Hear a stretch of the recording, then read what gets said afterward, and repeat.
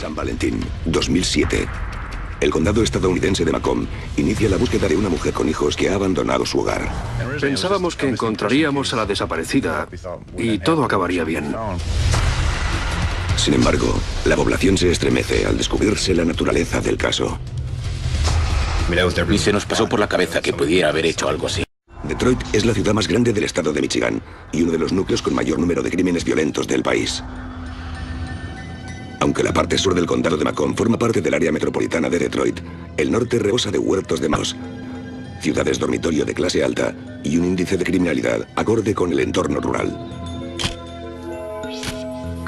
En el condado de Macomb puedes encontrar desde crímenes propios de la gran ciudad hasta quejas vecinales en el norte porque alguien ha mojado el césped del vecino o han robado un camión. Son pocas las desapariciones, en su mayoría denuncias de padres preocupados porque sus hijos no aparecen. Suelen estar en casa de un amigo o en la calle, así que no tardamos en llevarlos con su familia. En cuanto a personas adultas, no es que veamos muchas desapariciones. Sin embargo, será precisamente una desaparición lo que pondrá en marcha una investigación que estremecerá al condado de Macomb y al país entero. Viernes 9 de febrero de 2007. Una mujer de 34 años llamada Tara Lindgren aterriza en Detroit. Tara trabajaba para una empresa llamada Washington International. Era una ejecutiva de éxito con un puesto relevante en la compañía. Trabajaba desde un despacho en Puerto Rico y volaba a casa los fines de semana. 14 de febrero de 2007. Mientras las parejas del país festejan el día de San Valentín, a sus 37 años, Stephen Grant no está para celebraciones. Stephen Grant vino a comisaría para denunciar la desaparición de su esposa. Dijo que habían pasado 5 días y nadie había tenido noticias suyas. Pero había vuelto a casa desde San Juan, en Puerto Rico, donde trabajaba. El señor Grant dijo que habían discutido porque Tara iba a volver un día antes a Puerto Rico por motivos de trabajo. Deshizo la maleta, hizo otra nueva y dijo que se marchaba para no volver. Tara llama por teléfono para que alguien la recoja. Su marido le oye decir que saldrá en un minuto, tras lo cual abandona la casa a las 11:15 de la noche. La última vez que vio a Tara fue el viernes por la noche, marchándose en un sedán de color oscuro. Eso es lo último que nos contó de ella. Aunque Steven habla con el jefe de Tara y su madre para descubrir dónde está, reconoce que tarda demasiado en avisar a las autoridades. Dijo que esperó porque creía que Tara iba a volver, que al menos le llamaría por teléfono. Era posible que estuviera en un avión de camino a Puerto Rico. Habían pasado 5 días desde la última vez que alguien supo de ella. El agente de recepción remitió a nuestro equipo de detectives. El caso llega a manos de los detectives Pamela McLean y Brian Kozlowski. El sargento Kozlowski y yo contactamos de inmediato con su empresa, sus amigos, sus compañeros de trabajo y sus familiares para ver qué opinaban del asunto. ¿Era una persona que aparecía y desaparecía de repente o se trataba de un comportamiento extraño en ella? Los detectives volvieron a la casa esa misma tarde para buscar información sobre dónde podía estar y con quién. Cuando llegaron, no encontraron nada fuera de lo común. Era una casa normal y corriente, donde una pareja criaba a sus hijos. Vivían en un buen barrio. Steven Grant lleva a los detectives a la cocina, donde los niños cenan con una joven de 19 años llamada Verena Dirkes. Verena trabajaba como niñera para los Grant desde hacía algún tiempo. Había llegado de Alemania y estaba inscrita en una empresa estadounidense que se encarga de buscar familias para las au pair. Mientras Kozlowski habla con Steven en otra habitación, Verena le dice a la detective McLean que estaba fuera la noche en que Tara volvió. ¿Qué haces tú aquí? Verena recuerda que Steven estaba muy alterado cuando ella entró en casa. Cruzaron algunas palabras porque creía que Tara había vuelto. Cuando descubrió que era la au pair, le contó que habían tenido una fuerte discusión y que Tara no iba a volver. Steve le dijo que había vuelto de un viaje de trabajo en Puerto Rico. Deshizo la maleta, preparó otra y se marchó en un sedán negro. Después de hablar con Verina, la detective McLean se reúne con su compañero y Steven en la sala, donde consultan un ordenador. Estaban revisando los datos bancarios para comprobar si había sacado dinero de la cuenta. Eso podía decirnos si se había ido de casa o si tan solo había adelantado su vuelo a Puerto Rico. Con las cuentas bancarias intactas, la policía prosigue con otros pasos rutinarios en la investigación. Como procedimiento habitual, los detectives piden a Steven que se someta a la prueba del polígrafo al día siguiente. Aunque ofendido por la propuesta, acepta colaborar. Nos preguntó si creíamos que le había hecho algo a su esposa. Nosotros le explicamos que si fuera sospechoso tendría que acompañarnos. Entonces rompió a llorar. Como investigadores, nuestro trabajo es preguntar. Hay que estudiar las pruebas y saber qué puertas cerrar porque no vale la pena, y cuáles mantener abiertas porque contienen una posibilidad. Pensaba en ella como en una madre desaparecida a la que queríamos reunir con sus hijos, y eso intentaba transmitirle a la familia y al público. Sin embargo, era posible que se hubiera marchado por propia voluntad, y además estaba el coche negro que la recogió. ¿Era posible que le hubieran hecho algo? ¿Había un tercero involucrado en la desaparición? 15 de febrero de 2007. En el condado de Macomb, Michigan, un grupo de detectives investiga la desaparición de Tara Lynn Grant, una ejecutiva de 34 años. Mucha gente que nos dio información sobre Tara y su entorno. Era una mujer muy trabajadora, toda una profesional.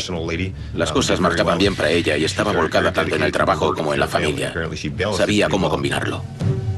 Según sus amigos y familiares, Tara es una mujer joven y competitiva. Tara se crió en el norte de Michigan, una zona muy rural en ciertas partes. Formaba parte de una organización juvenil para promover la vida rural, criaba animales. Creció en un entorno muy sencillo y siempre soñó con salir de allí. La universidad era uno de esos sueños. Mientras estudia la carrera, conoce a Steven Grant, un trabajador de la zona. Se acabaron casando, tuvieron 2 niños preciosos e hicieron muchas cosas en familia. Steven era una persona muy alegre, un verdadero bromista. Por lo que sé, fue eso precisamente lo que le atrajo de él. Tara tenía sus propias aspiraciones y así fue como entró a trabajar en una empresa de Washington. Con el tiempo se convirtió en una ejecutiva importante que dirigía las operaciones de Puerto Rico. Era una buena madre. Se preocupaba por sus hijos, hablaba con ellos a diario, les enviaba postales y les dejaba notas antes de marcharse. Creo que en ese aspecto nos parecíamos. Las dos queríamos triunfar en casa y en el trabajo. Para mí, el sueño de una mujer es tener éxito en el mundo laboral y a la vez ser madre y esposa perfecta que lo da todo por su familia. Así definió a Tara. La esposa y madre perfecta lleva 6 días desaparecida. Fue vista por última vez subiendo a un sedán de color oscuro después de discutir con su marido. Desde que denunció la desaparición de Tara, Steven Grant ha cooperado con la policía recibiéndolos en su casa y aceptando someterse al detector de mentiras. No obstante, su abogado David Griem, derechos de su cliente, en un caso donde el marido suele ser el primer sospechoso. Llamamos al señor Grant por la mañana, pero recibimos una llamada de su abogado diciendo que no iba a someterse a la prueba del polígrafo. En adelante, cualquier comunicación con él debería realizarse a través de su abogado. Estábamos en mi despacho hablando del caso. Miré a los detectives, a los oficiales de alto rango, y les pregunté qué pensaban, qué les decía su instinto. Algunos de ellos estaban seguros de que el marido estaba implicado, porque algo tenía que haber pasado. Otros no estaban tan convencidos. Eso significa que teníamos a agentes trabajando en diferentes direcciones para analizar todas las posibilidades. Descubrimos que su tarjeta de crédito se había usado por última vez al salir del aeropuerto. No teníamos nada de nada. El único lugar en el que podíamos situarla era gracias a una llamada telefónica. Sabíamos que Tara solía contactar con su familia de manera constante y regular. Aquello hizo levantar la voz de alarma. Si se hubiera marchado, habría usado el móvil, las tarjetas de crédito o habría accedido a su cuenta corriente. Deberíamos haber tenido registros de toda esa actividad, pero no encontramos nada. Lo que sí encuentran son varios mensajes en el buzón de voz de Tara. Vale, entiendo que estés cabreada conmigo, pero por favor, al menos llama a los niños. Llámalos, por favor. Descubrimos que Steven Grant la había llamado varias veces esa misma noche, pidiéndole que volviera a casa y que le dijera por qué se había ido para que pudieran arreglarlo. Más tarde, volvió a llamar enfadado diciendo que no entendía cómo les podía hacer eso a los niños. Era un padre preocupado por la desaparición o la marcha de su esposa. Me hizo creer que realmente los había abandonado. Sin embargo, la marcha de Tara y el sedán negro que fue a recogerla siguen siendo una incógnita. Empezamos por contactar con todos los servicios que podrían haberla llevado al aeropuerto. Comprobamos taxis, limusinas y cualquier tipo de negocio donde pudiera alquilar un coche. Lo miramos todo, pero no encontramos un solo registro que situara a alguien en casa de Tara, ni esa noche, ni antes del incidente. Nos planteamos que el famoso coche negro tal vez no existiera. No teníamos constancia de ninguna llamada realizada desde su móvil ni desde la casa. También investigamos hoteles cercanos a los aeropuertos para comprobar si había reservado una habitación. Hablamos con 4 o 5 establecimientos diferentes, pero su nombre no constaba en ninguna parte. Una cosa está clara. Tara Grant no ha regresado a Puerto Rico. Parte de la discusión se debía a que Tara tenía que volver a Puerto Rico el lunes. Pero se estaba planteando adelantar el viaje. Al menos eso fue lo que nos dijo Steve. Comprobamos que no había cambiado la fecha del vuelo y que tampoco había embarcado en el avión para volver el lunes, día 11. La oficina del sheriff del condado de Macomb da su primera rueda de prensa, donde pide ayuda a los medios de comunicación. Era una investigación fuera de lo común, por decirlo de algún modo. Cuando trabajas en un caso, intentas mantener al público al margen y vigilar a la persona para que no tenga demasiada información, y así controlar la investigación. En este caso, la situación se había invertido. Salí varias veces para que el público nos ayudara a encontrarla, o hacer que ella misma se pusiera en contacto con nosotros, aunque solo fuera para decir que estaba bien y no quería volver a casa. Recibimos algunos avisos diciendo que la habían visto fuera de estado, caminando por la calle o subiéndose a un coche. De hecho, hasta nos dijeron que había salido en la ruleta de la fortuna y que teníamos que ver la grabación. El departamento recibía un flujo de información constante. Por supuesto, no teníamos un único investigador asignado al caso. Era un esfuerzo conjunto del departamento, la población y la prensa, por raro que parezca. Conseguimos que el público se interesara en el caso desde el principio para descubrir dónde estaba Tara Grant. El marido de Tara está tan interesado como la policía en hallar la respuesta. Organizaba sus propias ruedas de prensa con su abogado, en las que se ponía delante de las cámaras a diario para suplicarle a Tara que volviera y solicitar ayuda a cualquier persona que pudiera tener información. Parecía sinceramente preocupado por la discusión que tuvieron antes de la desaparición. Lloraba en las entrevistas y nosotros escribimos mucho sobre el tema.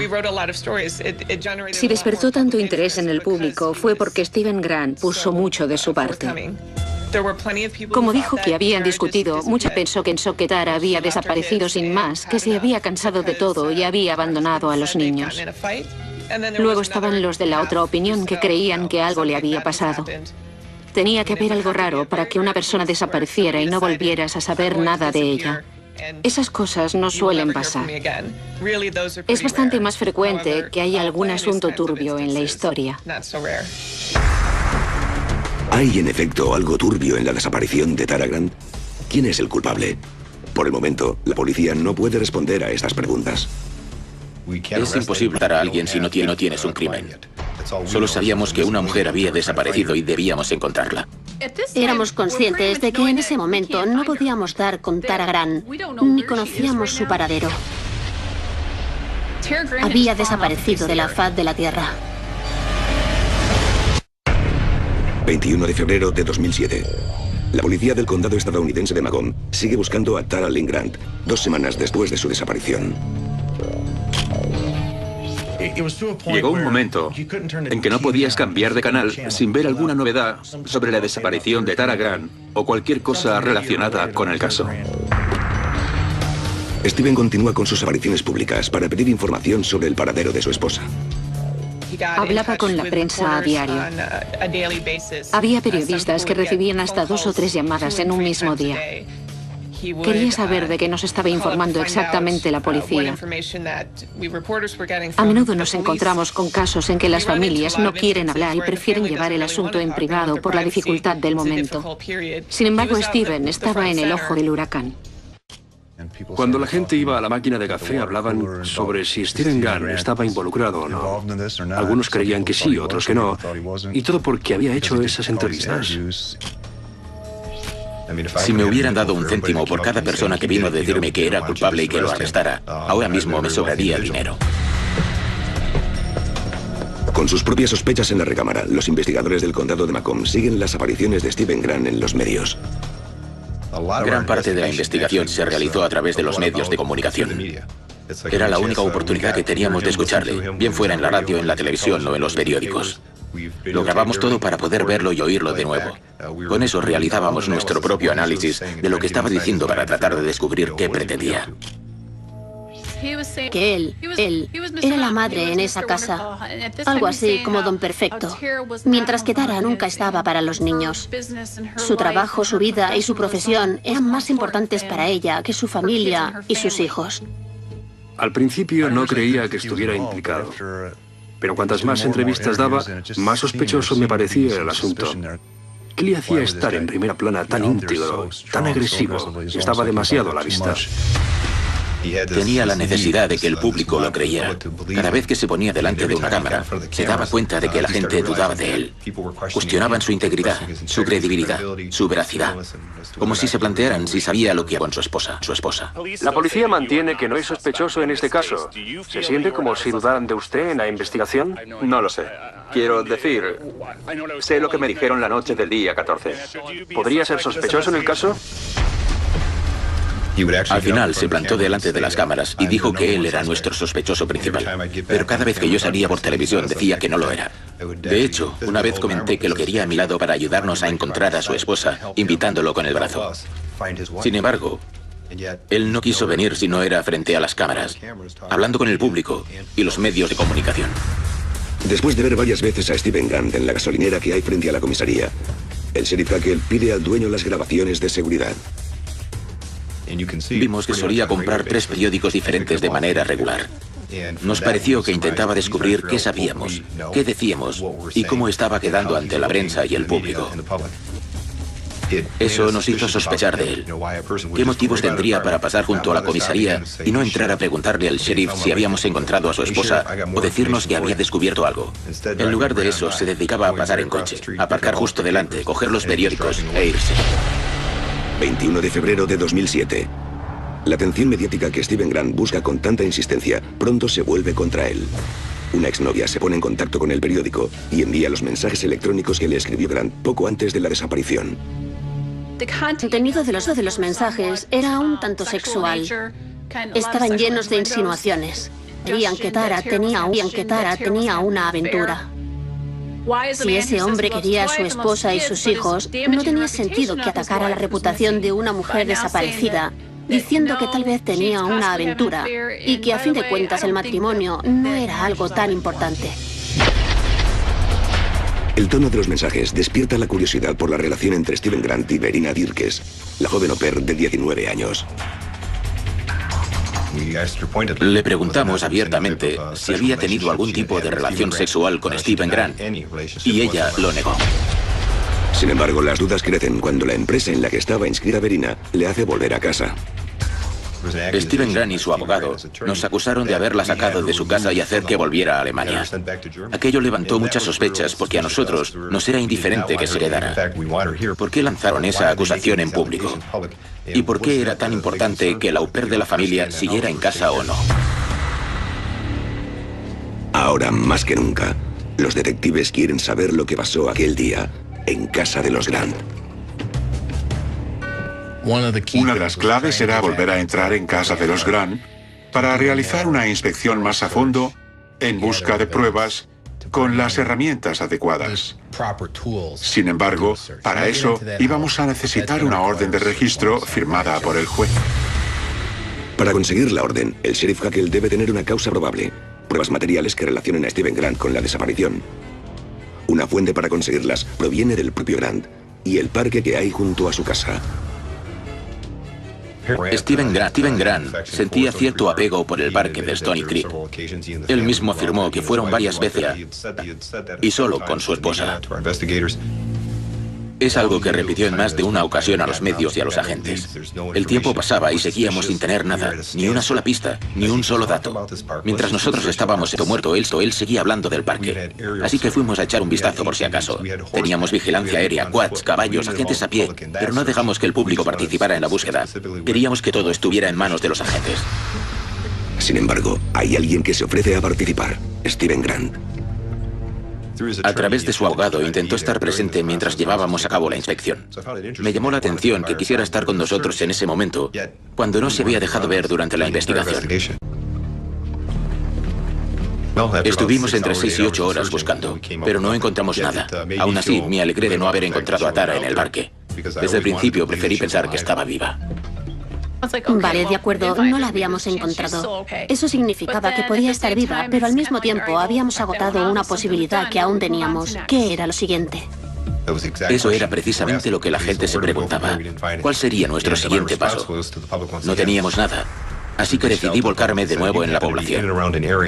Nos dirigimos a ellos para decirles un vistazo a unos 100 metros a la redonda si se encontraban de viaje o paseando por esa zona que limita con otros 2 estados. Les pedimos que nos informaran de cualquier detalle sospechoso. La policía ha llegado a un callejón sin salida en el misterio de Tara Grant. Pero no tendrán que esperar mucho hasta que una vecina encuentre la primera e inquietante pieza de este rompecabezas. 28 de febrero de 2007. En el condado de Macomb, la búsqueda de Tara Lynn Grant continúa, casi 3 semanas después de su desaparición. Cuanto más tiempo pasaba, más se implicaba la gente. No creo que hubiera una sola persona que no estuviera interesada en el caso. La investigación dirigida por el sheriff se centra en el marido de Tara, Steven Grant. Cada vez más gente creía que estaba involucrado. Ese hombre tenía algo que ocultar. Había que intentarlo, así que retrocedimos hasta el último lugar donde la vieron, el hogar de los Grant. Sin embargo, para entrar en la casa, necesitábamos una orden de registro y una causa probable que justificaran la entrada. Los investigadores deben encontrar una prueba sólida y tangible, algo que no han conseguido hasta la fecha. Sin embargo, esto cambia gracias a Sheila Werner.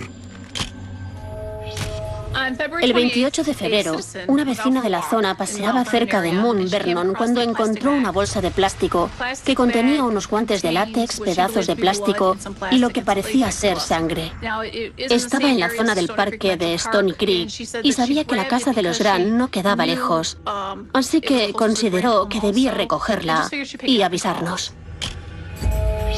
El agente John Warren acudió a la escena, pidió a un responsable de pruebas y me entregó la bolsa de plástico nada más llegar. Era un líquido entre rojo y marrón que se veía a simple vista, al igual que los guantes de látex. Usé un equipo de campo para detectar sangre. La muestra se coloca en el interior, se rompen los módulos, se agita y la sustancia reacciona con la proteína. Si en efecto se trata de sangre, el color se vuelve de un tono azulado. Tal como fue el caso. No podíamos determinar si era sangre humana o animal en medio de la nada. Así que fotografié lo que teníamos, guardé las pruebas y las envié al laboratorio forense de la Policía Estatal de Michigan. 24 horas más tarde, habían descubierto que era una muestra de sangre humana y que la bolsa contenía virutas de metal que solo podían apreciarse a través de un microscopio. Aquello abrió un nuevo camino en la investigación. Por fin teníamos una causa probable. Habíamos encontrado algo cerca de la casa y teníamos todas esas declaraciones incoherentes de Steven Grant. Era la pieza que necesitábamos. Y gracias a ella supimos que ya era nuestro. Al menos entraríamos en la casa. Martes 2 de marzo de 2007, 5 de la tarde. Un equipo de investigadores del condado de Macomb se dirige a la casa de Tara y Steven Grant con una orden de registro. Queríamos registrar el negocio y la casa de manera simultánea, así que intentamos llegar cuando no estuviera en casa. Sin embargo, en esos momentos lo teníamos vigilado y sabíamos que estaba de camino. Detuvimos el tráfico en el lugar donde se encontraba. Un agente lo sacó del vehículo, lo metió en el asiento trasero y le explicó que teníamos una orden de registro con 2 detectives en la puerta. Lo teníamos todo a punto para llevarlo a casa y entrar. Una vez en la vivienda, los forenses de la Policía Metropolitana de Michigan dan inicio a una concienzuda búsqueda de pruebas bajo la mirada de Steven Grant. Mientras el capitán Wickersham le explicaba los detalles con todo respeto, Grant se mostraba inquieto, esquivo. Saltaba a la vista que estaba nervioso. Ni siquiera podía mirarle a los ojos y bajaba la vista al suelo para esquivar su mirada. Al no estar bajo arresto y ser libre de marcharse, Steven les dice a los agentes que irá a pasear al perro mientras ellos cumplen con su trabajo. Sin embargo, una vez fuera, el agente Ron Murphy ve que Grant se acerca a su jeep. Me coloqué entre Steven y el vehículo y le dije que la orden de registro también afectaba al coche, de modo que no podía sacar nada de él. Steven me respondió que necesitaba una identificación, la cartera, dinero y que todo estaba dentro. Así que le repetí que no podía cogerlo por la orden de registro. Aquello no le hizo mucha gracia, por decirlo suavemente. Entonces se marchó calle arriba, alejándose de la casa. Y yo cogí mi cámara para ponerme a trabajar. Cuando le corté el acceso al jeep, no había cogido al perro. Los investigadores del sheriff dejan vía libre a los forenses y aguardan en el garaje, mientras los forenses peinan la casa. El sargento Kozlowski reparó en un cubo de basura que no había visto cuando estuvimos allí la noche del día 14. Se acercó a él, lo abrió, apretó un poco el contenido y se dio cuenta de que cedía bajo su peso. Era suave y se hundía. El responsable de pruebas, Ron Murphy, está fotografiando la cocina cuando el sargento Brian Kozlowski entra en la casa. Me dijo que fuera al garaje, porque había un cubo que quería que viera. Una vez en el garaje, el agente Ron Murphy y el científico forense Eric Servenak se acercan al cubo de plástico verde. Retiramos la tapa y lo único que vimos en un primer momento fueron bolsas de basura negras. Así que Eric tensó el plástico para que yo pudiera cortarlas. Al abrirlas, encontramos otra bolsa de plástico que coincidía con la que el agente Warren me había entregado en el parque. Dentro de esta segunda bolsa podían verse virutas de metal más grandes que en la primera. A medida que la íbamos abriendo, encontramos también unos pantalones de mujer. Las perneras estaban dobladas hacia arriba, hacia la cintura. Y después de seguir abriéndola poco a poco, finalmente vi un ombligo. Ahí estaba. Teníamos el tronco de una mujer. Sin brazos, sin piernas, sin cabeza. Tan solo un torso con la ropa puesta, que además coincidía con la descripción que Steven había dado de ella la noche en que desapareció. Emprendimos de inmediato su búsqueda y captura. Había un torso femenino en el garaje de un hombre cuya esposa había desaparecido. El colmo es que apenas una hora antes se había marchado andando de la casa. Los detectives peinan el vecindario, pero Steven Grant ha desaparecido. La policía emite de inmediato un comunicado estatal. Contactamos con las patrullas fronterizas para que vigilaran cualquier lugar al que pudiera ir. Mientras la búsqueda de Steven continúa, un equipo de forenses examina con cuidado el taller de su padre. Fotos y lo grabamos en vídeo. Era un lugar muy difícil de procesar. Era un taller con máquinas y herramientas, por lo que estaba llena de mugre y polvo. Todo estaba desordenado, con virutas de metal por el suelo. Las virutas coinciden con las muestras de la bolsa hallada en el bosque y las que contenía el torso. Gracias a las pruebas que encontramos en el garaje, el sheriff pudo organizar una segunda búsqueda en el parque Stony Creek. La búsqueda es ahora más extensa y se emplean perros para localizar el cadáver en una zona no investigada. No tardan en hallar algo. Encontraron una pierna y uno de nuestros agentes vio como un mapache se estaba alimentando de ella. Fue una suerte que la hubiera sacado de su escondite, porque de ese modo los perros pudieron detectar el rastro y llegar hasta otras partes del cuerpo. Al concluir la búsqueda se han recuperado casi 3/4 partes de los restos de Tara Grant, que se trasladan al depósito del condado. Puede que aquella fuera la primera vez que sentí algún tipo de emoción. Lo que le había pasado a esa mujer me destrozaba. No podía entender que alguien le hiciera algo así a otra persona. Era impensable. El médico forense del condado, Daniel Spitz, realiza la autopsia para identificar los restos y confirmar la causa de la muerte. El mismo día que analizaba el torso, los investigadores descubrieron varias partes del cuerpo en el parque de Stony Creek. Entre ellas estaban la cabeza y algunas extremidades cortadas en pedazos. Tras estudiar las extremidades, se descubre que se han empleado varios tipos de hojas dentadas. Sin embargo, la causa de la muerte reside en las lesiones de la cabeza. Tenía un gran hematoma en la mandíbula, concretamente en el lado derecho del rostro, que coincidía a la perfección con la marca de un violento puñetazo. Presentaba también heridas en el cuello, probablemente causadas al ejercer una fuerte presión manual en la zona, y daños internos a consecuencia del estrangulamiento. La lesión más importante era una fractura vertical del cartílago tiroides. El hombre que la policía considera culpable sigue a la fuga. A primera hora de la mañana, decidimos dar una rueda de prensa. Allí explicamos que Stephen Grant era nuestro principal y único sospechoso en relación con el asesinato de su esposa, Tara Lynn Grant. Al hacerlo, recibimos noticias de su abogado diciéndonos que Stephen Grant le había llamado varias veces a lo largo de la noche. Estaba convencido de que quería suicidarse. Stephen también habla con su hermana Kelly, quien le cuenta a la policía que podría dirigirse al norte, hacia el parque de Wilderness. Creo que el matrimonio había estado allí alguna vez.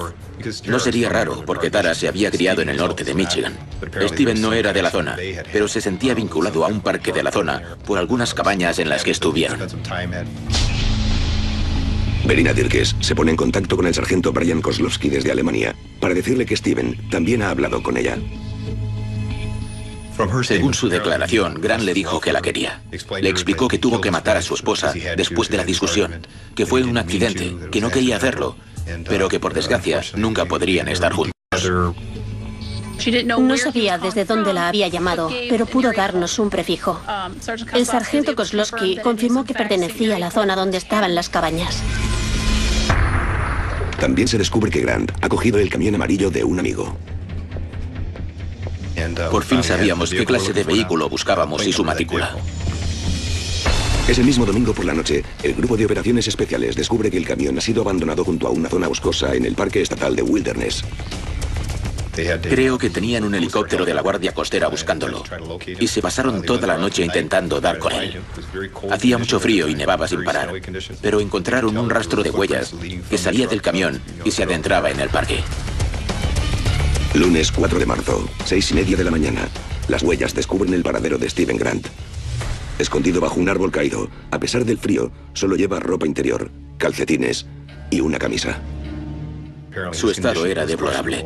Entre los síntomas de congelación, que parecía haber estado bebiendo, y la depresión o lo que fuera que tuviese, al final lo sacaron de allí usando el helicóptero que teníamos en la zona.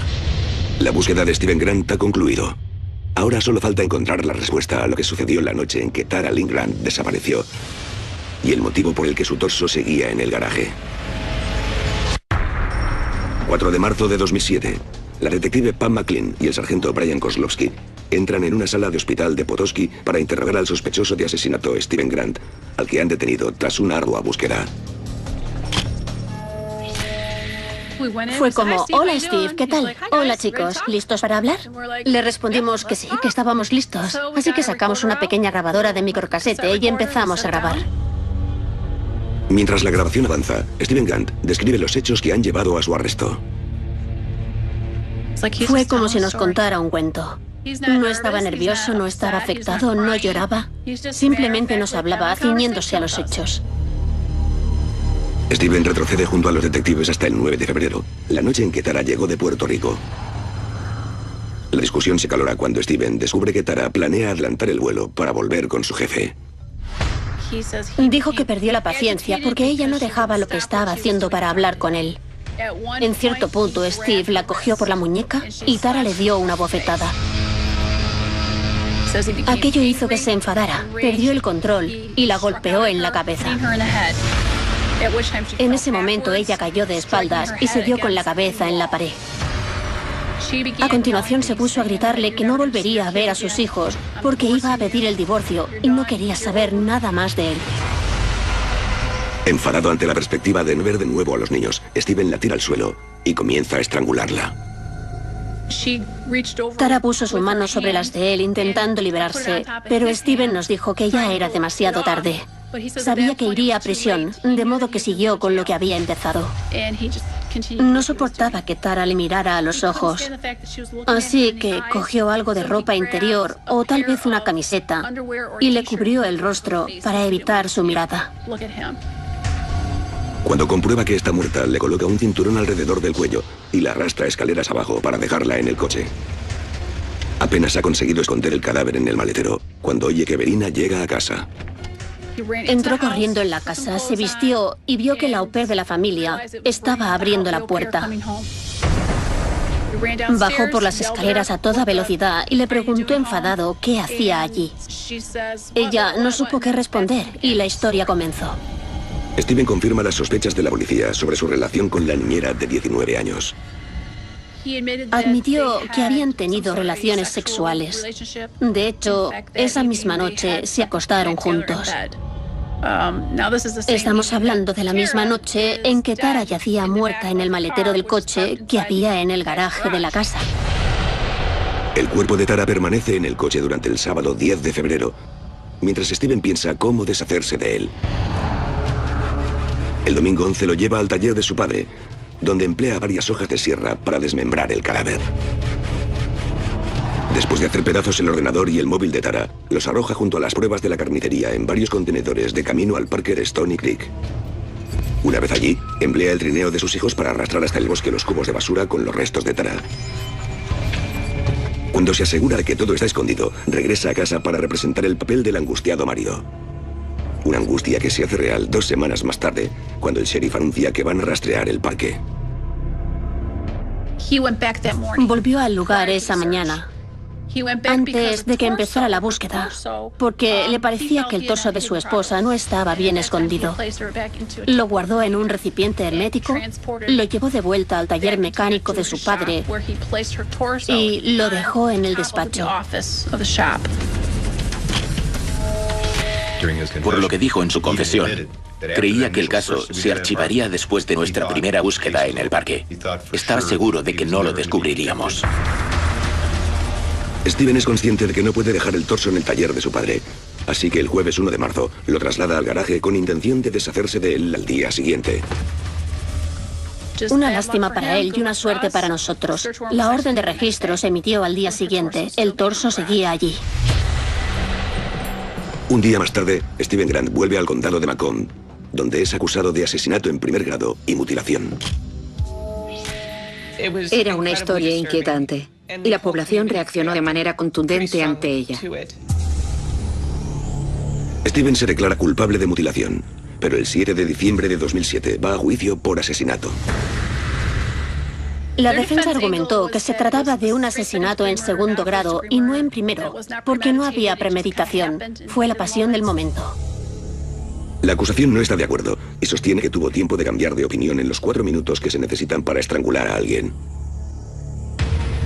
La fiscalía reproduce una grabación en la que Steven Grant confiesa el crimen desde el principio hasta el terrible final. No, creo que era jueves cuando volví a poner el torso en el cubo.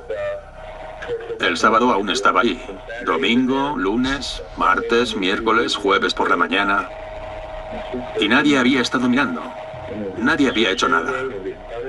Creía que lo había conseguido. No me lo podía creer. Parecía que estuviera hablando del partido de la noche anterior o lo que había estado haciendo en su casa. Hablaba de una manera tan cruda y tan fría que quedó retratado. El 21 de diciembre de 2007, después de 3 días de deliberaciones, el jurado declara a Steven Grant culpable de asesinato en segundo grado. Para compensar el veredicto, el juez excede las recomendaciones y condena al acusado a un mínimo de 50 años de cárcel. No vi que sintiera remordimientos o expresara algún tipo de emoción Ni siquiera cuando lo declararon culpable de asesinato en segundo grado y mutilación. Estaba vacío. Muy vacío. 6 meses después de que lo condenaran, el padre de Stephen Grant se suicidó. La gente nunca piensa en estas cosas cuando cometen este tipo de crímenes. Su padre tenía que ir a trabajar sabiendo que ese era el lugar donde su hijo había desmembrado a su nuera. No puedo ni imaginar la carga que eso debe suponer. La hermana de Tara y su familia adoptan a los niños después de perder a sus padres en el trágico suceso. Lo siento por sus hijos. Esto es algo de lo que nunca podrán escapar. Solo espero que a los niños les vaya bien. Llevan una pesada carga que tendrán que superar. Por suerte tienen un hogar donde los quieren y recuerdan lo bastante a su madre como para salir adelante. Steve le dijo que había vuelto de un viaje de trabajo en Puerto Rico. Deshizo la maleta, preparó otra y se marchó en un sedán negro. Después de hablar con Verina, la detective McLean se reúne con su compañero y Steven en la sala, donde consultan un ordenador. Estaban revisando los datos bancarios para comprobar si había sacado dinero de la cuenta. Eso podía decirnos si se había ido de casa o si tan solo había adelantado su vuelo a Puerto Rico. Con las cuentas bancarias intactas, la policía prosigue con otros pasos rutinarios en la investigación. Como procedimiento habitual, los detectives piden a Steven que se someta a la prueba del polígrafo al día siguiente. Aunque ofendido por la propuesta, acepta colaborar. Nos preguntó si creíamos que le había hecho algo a su esposa. Nosotros le explicamos que si fuera sospechoso tendría que acompañarnos. Entonces rompió a llorar. Como investigadores, nuestro trabajo es preguntar. Hay que estudiar las pruebas y saber qué puertas cerrar porque no vale la pena, y cuáles mantener abiertas porque contienen una posibilidad. Pensaba en ella como en una madre desaparecida a la que queríamos reunir con sus hijos. No es que veamos muchas desapariciones. Sin embargo, será precisamente una desaparición lo que pondrá en marcha una investigación que estremecerá al condado de Macomb y al país entero. Viernes 9 de febrero de 2007. Una mujer de 34 años llamada Tara Lynn Grant aterriza en Detroit. Tara trabajaba para una empresa llamada Washington International. Era una ejecutiva de éxito con un puesto relevante en la compañía. Trabajaba desde un despacho en Puerto Rico y volaba a casa los fines de semana. 14 de febrero de 2007. Mientras las parejas del país festejan el día de San Valentín, a sus 37 años, Stephen Grant no está para celebraciones. Stephen Grant vino a comisaría para denunciar la desaparición de su esposa. Dijo que habían pasado 5 días y nadie había tenido noticias suyas. Pero había vuelto a casa desde San Juan, en Puerto Rico, donde trabajaba. El señor Grant dijo que habían discutido porque Tara iba a volver un día antes a Puerto Rico por motivos de trabajo. San Valentín, 2007. El condado estadounidense de Macomb inicia la búsqueda de una mujer con hijos que ha abandonado su hogar. Pensábamos que encontraríamos a la desaparecida y todo acabaría bien. Sin embargo, la población se estremece al descubrirse la naturaleza del caso. Ni se nos pasó por la cabeza que pudiera haber hecho algo así. Detroit es la ciudad más grande del estado de Michigan y uno de los núcleos con mayor número de crímenes violentos del país. Aunque la parte sur del condado de Macomb forma parte del área metropolitana de Detroit, el norte rebosa de huertos de maos, ciudades dormitorio de clase alta y un índice de criminalidad acorde con el entorno rural. En el condado de Macomb puedes encontrar desde crímenes propios de la gran ciudad hasta quejas vecinales en el norte porque alguien ha mojado el césped del vecino o han robado un camión. Son pocas las desapariciones, en su mayoría denuncias de padres preocupados porque sus hijos no aparecen. Suelen estar en casa de un amigo o en la calle, así que no tardamos en llevarlos con su familia. En cuanto a personas adultas, deshizo la maleta, hizo otra nueva y dijo que se marchaba para no volver. Tara llama por teléfono para que alguien la recoja. Su marido le oye decir que saldrá en un minuto, tras lo cual abandona la casa a las 11:15 de la noche. La última vez que vio a Tara fue el viernes por la noche, marchándose en un sedán de color oscuro. Eso es lo último que nos contó de ella. Aunque Steven habla con el jefe de Tara y su madre para descubrir dónde está, reconoce que tarda demasiado en avisar a las autoridades. Dijo que esperó porque creía que Tara iba a volver, que al menos le llamaría por teléfono. Era posible que estuviera en un avión de camino a Puerto Rico. Habían pasado 5 días desde la última vez que alguien supo de ella. El agente de recepción remitió a nuestro equipo de detectives. El caso llega a manos de los detectives Pamela McLean y Brian Kozlowski. El sargento Kozlowski y yo contactamos de inmediato con su empresa, sus amigos, sus compañeros de trabajo y sus familiares para ver qué opinaban del asunto. ¿Era una persona que aparecía y desaparecía de repente o se trataba de un comportamiento extraño en ella? Los detectives volvieron a la casa esa misma tarde para buscar información sobre dónde podía estar y con quién. Cuando llegaron, no encontraron nada fuera de lo común. Era una casa normal y corriente, donde una pareja criaba a sus hijos. Vivían en un buen barrio. Steven Grant lleva a los detectives a la cocina, donde los niños cenan con una joven de 19 años llamada Verina Dirkes. Verina trabajaba como niñera para los Grant desde hacía algún tiempo. Había llegado de Alemania y estaba inscrita en una empresa estadounidense que se encarga de buscar familias para las au pair. Mientras Kozlowski habla con Steven en otra habitación, Verina le dice a la detective McLean que estaba fuera la noche en que Tara volvió. ¿Qué haces tú aquí? Verina recuerda que Steven estaba muy alterado cuando ella entró en casa. Cruzaron algunas palabras porque creía que Tara había vuelto. Cuando descubrió que era la au pair, le contó que habían tenido una fuerte discusión y que Tara no iba a volver.